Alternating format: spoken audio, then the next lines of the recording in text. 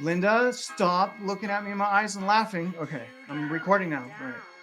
Okay. Welcome back to Real Estate Mindset. Today's video is going to be absolutely bonkers. Now, as you guys know, interest rates lead the way to the changes that we're seeing in the housing market. So it's interest rates, then construction and sales, price, and then inventory. So what we're going to talk about today, you guys, is we're going to talk about inventory. Now, obviously, we still need inventory. There is a massive shortage of inventory still, but the good news is demand has been absolutely slaughtered. So we're seeing more and more inventory. But what we're going to do today is we're going to jump into an article by Redfin titled Housing Market Update. Home buyers regain some control as supply grows and demand pulls back. So here's the good thing, guys. We're starting to see obviously more and more data that is showing trends that is essentially showing that our housing market is crumbling. Now, I'm going to try not to use the word crash because the definition of crash means so many different things depending on who you are. So what we're going to talk about instead of saying the word crash is negative equity growth. And we're going to start seeing that. Now, remember, I don't think the Federal Reserve is capable of putting us into a soft landing. I think because of the nature of this housing market that later on in this year, the end of 2022 and into 2023, that it's possibly going to be some of the best buying opportunities. Now, I don't look past 2023 because I don't know who's going to be elected. And anytime there's an election year, crazy things happen. And quite frankly, I don't know what's going to happen. But we're going to get started into this article right now. But before we do, remember this, you guys, I'm not your financial advisor, even though my bio is as a realtor, loan officer, and instructor in Texas. This is just my personal YouTube channel. So if you guys could please like this video, subscribe to my channel if you haven't already. And as always, guys, comment. I absolutely love hearing from you. But let's take a look at this article right now. Okay, so the article says more than 1 in 5 home sellers drop their price while several measures of home buyers' demand posted largest decline since 2020, spring of 2020. So obviously, you guys, we're seeing price drop, we're seeing demand drop, we're seeing all the signs we want to see for the market to turn back into a buyer's market. Here's the article. May marked a turning point in the pandemic housing frenzy as buyers regain some control over the market.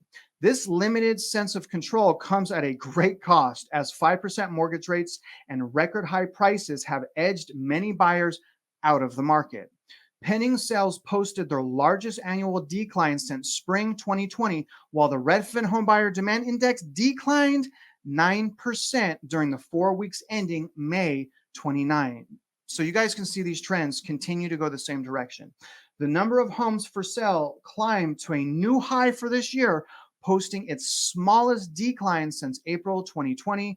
A growing share of sellers are recognizing the new limits of their power. Thank God. More than 1 in 5 dropped their price, the highest since October 2019. This is great news, guys, if you're like me, sitting out waiting to buy. The sudden surge in mortgage rates led to a sudden and significant cooldown in the housing market in May, said Redfin economist, research lead Chin Zhao. I'm sorry if I mispronounced that. However, mortgage rates are now stabilizing and homes remain in short supply. So while we do expect home price growth rates to decline, we don't expect prices to fall much at the national level. For home buyers trying to determine the best timing this year, the main benefit of waiting is that there will be less competition as supply starts to build up. And I will also say, you guys, that another benefit of waiting is you're going to have more options, right? There's going to be obviously less competition. So there's probably going to finally be buyers incentives again. Thank God. I expect buyers incentives to come back this year in 2022. But what's really intriguing, guys, is roughly 20% of sellers are now cutting the prices on their listings. Now, here's the thing. It needs to be more because the reality of that data, you guys, is most of these price cuts are coming from homes that are already overpriced. So we really need to see price cuts at market value, right? So we're seeing price cuts of homes basically go down to market value. We're not seeing too many price cuts going below market value. But again, you guys, what I'm saying is the more we wait and sit out, not only the competition, not only the inventory, but there's going to be better priced, more affordable homes because that's counter to the interest rates. Obviously, the interest rates, it's rug pulling so much home buyer demand, right?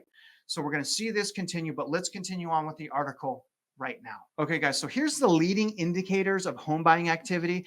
And you guys know, I really encourage you to go to Redfin at least once a week because they update these indicators once a week. So we get to see the direction of the trend, which again, if you want to know how the housing market's working, if you want to know if home value is going to drop in your local area, it's important to watch the data and it's important to watch your local housing market, like I always say. But let's read some of this, guys. So the first bullet point, fewer people search for homes for sale on Google. Searches during the week ending May 21st were down 10%. So homes for sale on the internet, which is Google, are down 10%. Another indicator of demand being crushed. Next thing. The seasonal adjusted Redfin Homebuyer Index, a measure of requests of home tours and other home buying services from Redfin agents, was down 9% in May. So again, you guys, more and more data. So the people that think just buy now, just buy, the market can't collapse. This is different than 2008. What about this data, right? Are you ignoring the trends, right? Look at the trends, look at the data, look at the direction. Look at what the Federal Reserve is saying. Look at what the Federal Reserve is doing. There's so much being said and done right now that give us a clear picture of the housing market. But let's continue on with this. Touring activity for the first week of January through May 29 was 27% points behind the same period in 2021. So home tours, you guys, from Redfin down 27%. That's massive. Mortgage purchase applications were down 14% year over year. Home mortgage rates decreased slightly, but only to 5.09, but before it was 5.1. So that really is not a decrease. To me, it's a plateau.